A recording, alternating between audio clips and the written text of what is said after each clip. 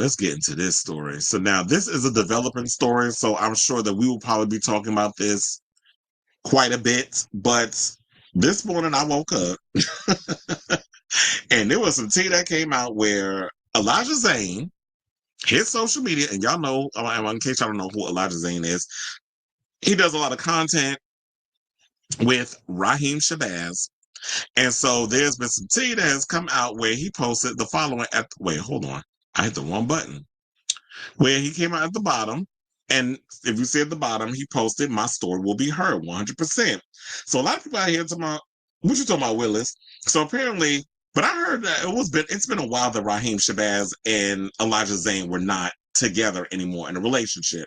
But I guess now it has become apparent. But people jumped in the comments, and I wonder what this all stemmed from, because I think it was a video of some boy that looked like he was a bit underage, and Rhyheim, and I was looking for the video, but apparently it was not popping up because a friend of mine sent it to me, but it wasn't popping up. And then I guess something or another, I'm gonna just tell you what it said. So Rhyheim was like, "Oh, I like when you feisty and all this other stuff and this, that, and the other." And the boy looked like he was 12 years old. Not necessarily that he is. I don't know what his age is, but he looked like a baby. And this is where a lot of people out here saying, now that Austin Wolf has got himself locked up in federal prison, is Rhyheim Shabazz the new Austin Wolf? I mean, he is somebody that has 1 million followers. I believe he was the first adult performer to receive 1 million followers on Instagram, no, on Twitter. And then I think his page got taken down for some godforsaken reason. He had to start over. And then Diego Barros ended up being, another person who ended up getting that. So I don't know who had it first, but nevertheless, that's what happened. So people jumped in the comments, and Porfy, shout out to him, because remember, he dated Fitness Poppy at once. And I mean, once upon a time, and Fitness Poppy and him, remember that whole story that went viral of them two having a big blowout in their relationship. And Porfy went and started spilling all of Fitness Poppy's tea on social media. So Porfy went, shout out to him in that booty. He said, "You deserve respect and, more importantly, love, especially after all the sacrifices and tough battles you fought. I and many others support you. You are loved. I love you, mi hermana preciosa." So they're good Judies. And then Elijah Zayne responded by saying, "I love you." Then another person said, "And we right behind you." And another person posted, so one of the people saying they were support. Another person said, "I literally thought y'all were living the perfect fantasy life." Well, child, first of all, none of it is perfect. And it's all a fantasy. Trust and believe. It said, "I literally thought y'all were living the perfect fantasy life. I'm sorry for whatever may have happened to you. Keep going, and we are all rooting for you." And Elijah was like, "I wish that was the case." And so, a lot of people have been sending him support and all this other stuff. So that's why I'm scrolling through. They said the tea is exceptionally well today. I hope you're okay. And then, he's responding, but he says, he's dealing with a lot of hurt and he appreciates the love and things of that nature. But I'm trying to see if there's anything new in regards to this. So yeah, he's talking about that he's putting it out. Wait, somebody said, "Even though you don't know me, I follow you in your videos. And if someone hurt you, no matter what, I love you and as a person and a human being." So there was that. But then there was this clip that I had came across, y'all, right? On Supreme Things. And I think it was on the red carpet. Child, why is every time something go on with these adult performers, Ricky Cornish is involved? Why is that? So yeah, I got this video. Hold on. I was like, let me pull it up. And we're gonna come back. We're gonna play this video because this might be some telling. This might be some tea that we're gonna get into. Hold on, we're gonna come back and talk. Please hold. And commented, "Wasn't he also with Leon Reds prior to Elijah? And did the age gap end that relationship too?" To which I responded, "I don't know. I'm just trying to stick to obvious reasons, ones he, meaning Rhyheim, has spoken about." To which Elijah responded to me, "Of course he said age caused issues. That's better than him saying that he's abusive." The most interesting comments came from these two people, with the first stating, "I never liked the way Rhyheim treated Leon Red when not creating content and the way he just dismissed Leon. Rhyheim is not who people think he is at all. He's sinister." To which Elijah responded, "T, the stories of Rhyheim being a Diddy will soon be revealed. He uses those boys and direct them to do things they don't even want to do. Elijah loved him, and he just abused and used him and dangled him as a carrot. As little do some people know, Many didn't want to be intimate with Rhyheim unless they could be intimate with Elijah as well. What's always puzzling to me is the amount of people who know what's going on firsthand.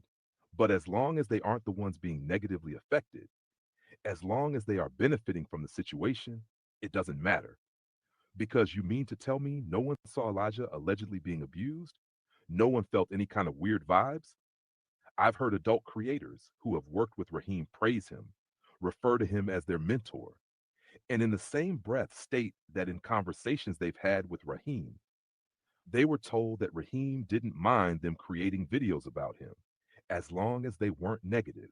And to this day, while I see this YouTuber drag everyone from Ray Potts to Jacoby and several Ooh. others in the adult industry for things that aren't even noteworthy, they seem to remain very quiet when it comes to their mentor. And that is part of the problem. And commented, wasn't he? Oh, so when they went and through that subliminal, I wonder who they were talking about. Chris, what do you mean?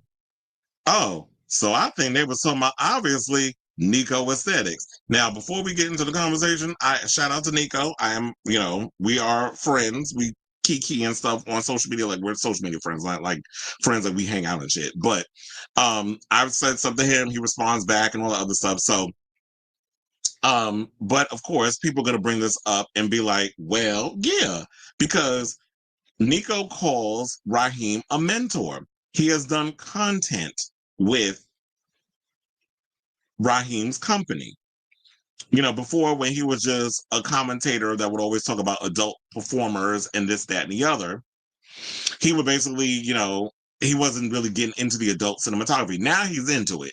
And he also does his videos and he does the parties and all this other stuff. But everybody's saying, yeah, that he's been relatively quiet about it. But I will say this. I'm gonna give Nico the benefit of the doubt because this is new news. This is something that just came out within the last 24 hours. So I'm gonna give him the opportunity to want to speak up on it, or you're gonna be one of those that's just gonna be like, yeah, I'm gonna be quiet because this is something I'm a little too close to. And now he's being dragged into it where people are saying that Nico knows a lot more than he's letting on, that he may have been privy to some of the stuff that was going on behind the scenes. And my thing is this. I don't know what this man is privy to. If he is, the only way we're going to find out is that he's going to have to make a video addressing this, because this is something where if you've made your whole bones in your career around talking about other performers, which, to be honest, I don't like that thing with, well, you talking about people whose stuff is not important. Don't do that, because first of all, if a lot of you adult performers wasn't out here doing the shit that y'all was doing, there would be no reason for us to be making the commentary. If whether it's Jacoby or Timothy Champagne or Austin Wolf, if y'all wasn't out here doing the things that y'all was doing, giving us the wherewithal to talk about y'all, then we wouldn't be talking about y'all. But don't be putting y'all stuff on social media. Don't be out here putting out videos where it looked like certain adult performers was under the influence to the point where they shouldn't even been on camera performing because you hiding Cooter Brown. And clearly you can't get your dick up, which has always been a problem with Castro Supreme anyway. Not just that situation, but any situation. But that was always the running gag from back in the day. Me, I'm an old school adult cinematographer watcher. So even back to the days when he was in the era of like Tiger Tyson and all that other stuff, there was always jokes about the fact that, with all that meat you got between me down there, the shit don't get hard. So don't get mad at the messenger. Don't put the tea out there and then get mad about it. So I don't like when y'all be trying to do that. But for the most part, yeah, Nico, you got a lot of explaining to do in this situation. You're gonna have to really come in and give your side of the story, because the girls is gonna be coming after. And I would not be surprised if they lit up his Twitter with all of this stuff that's coming out. Now, this is still, like I said, something that we don't know what's going on. Everything. This is little breadcrumbs that Elijah has put out there, the implication that there was some grooming involved, that he was young and dumb. And when you're going to get into the adult performer space, if this is something that you really want to do, then is it really grooming though? Because you're looking at somebody who's older. I don't know. I'm just asking. Because it's like, if this is a space you want to get into and this guy that you're in a relationship with has put on this whole mentorship situation, is it really grooming? Or was, like they said, there was other things that was going on, which was he was holding things over your head. If you don't do this performance, if you don't work with this artist, I'm going to put you out in the street. Like, if there was threats and all this other stuff involved, and you were at a point where I'm stuck between a hard rock and a hard place, and I'm being forced to do these things similar to a Diddy with Cassie, where it's like I'm supplying, you got the drugs, you got the money, you got this whole lavish lifestyle that is being provided, and you are my main, that's bringing a lot of income in, and Elijah's a cutie. So who wouldn't want to hit that? Right? Ryan got a big old dick, but that's an acquired taste. Kind of like, as some people say, fat rapping. Because some of the girls would come out here saying that too. Like, there was one person I saw as a content creator was reading Fat Rabbit Killer, talking about he ain't that attractive, whatever the case was. But I'm like, girl, if you're trying to get in this adult cinematographer space, these are things you might want to keep to yourself. Because if you're going to come out here and start trying to read other performances, nobody going to want to work with you. Because it's like, what would you say about me in a situation? Especially when I'm thinking the thing went well, and now you out here being a shady queen.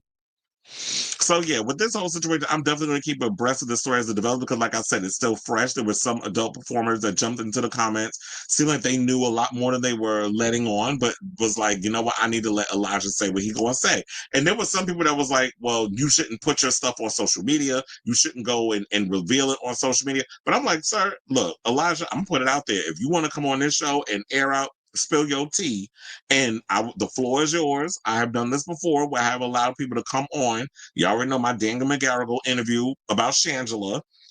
I'll let him come on and say what he needs to say about Shangela and that whole situation. So people have used this platform and this show to say what needs to be said. I give you the floor. I will ask my questions, playing devil's advocate in certain situations.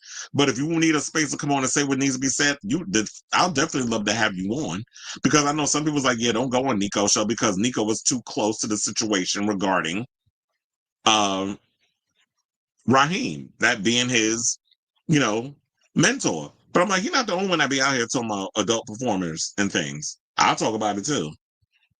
And I've been talking about adult performers long before a lot of y'all had YouTube channels. So I said, well, this to say, what do you guys think of this story? I did say that, yes, it is still fresh. It is still a developing story.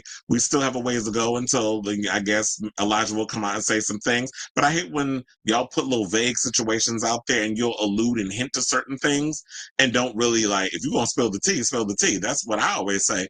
But I'm going to give you the space and the time to be like, I'm going to say what I need to say when I'm ready to say it. Hopefully sooner rather than later, because then we'll all end up moving on to the next thing. So let me know what you guys think of this story, this developing story, I should say, in the comments down below.